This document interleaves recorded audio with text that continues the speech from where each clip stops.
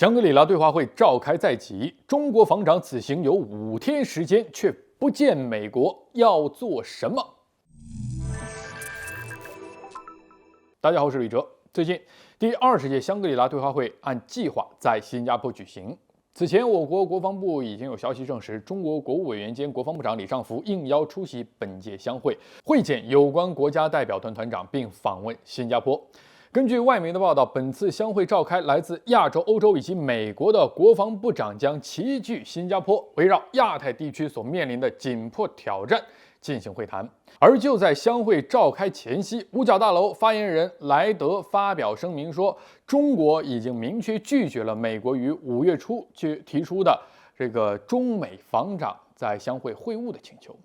我们稍微关注一下新闻就知道，自从佩洛西猝台还有流浪气球、卖菜会，还有这个一系列的事件之后中美关系就持续降温。美国一直试图与中国高层沟通对话，只是一直没能实现。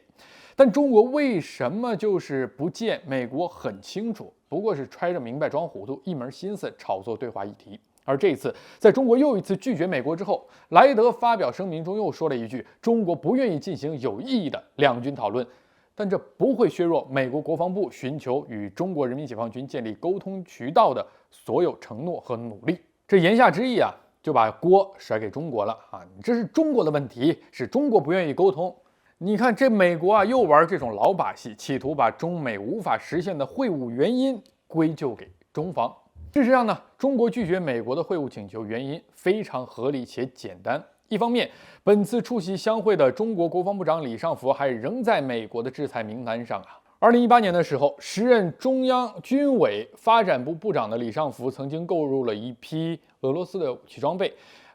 就因为这个受到了美方的制裁。而直到今天，即便美国主动提出中美防长会晤请求，国防部长李尚福仍旧是在美国制裁名单之上。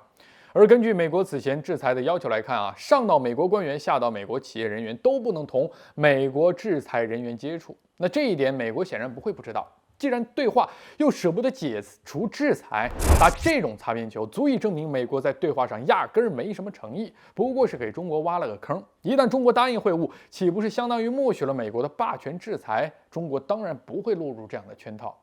而另一方面，我们也要明确一点，就是当双边关系出现裂痕时，军事领域上的联系与对话通常是先中断，最后恢复的。而中国与美国在军事领域上的联系，其实在上届香会召开前，也就是在去年就已经出现了问题。所以说，中国拒绝中美防长会晤请求是合理不过的事儿了。不过话说回来，我国国防部长出席香会一待就是5天，又不见美国，那么此行的目的是什么呢？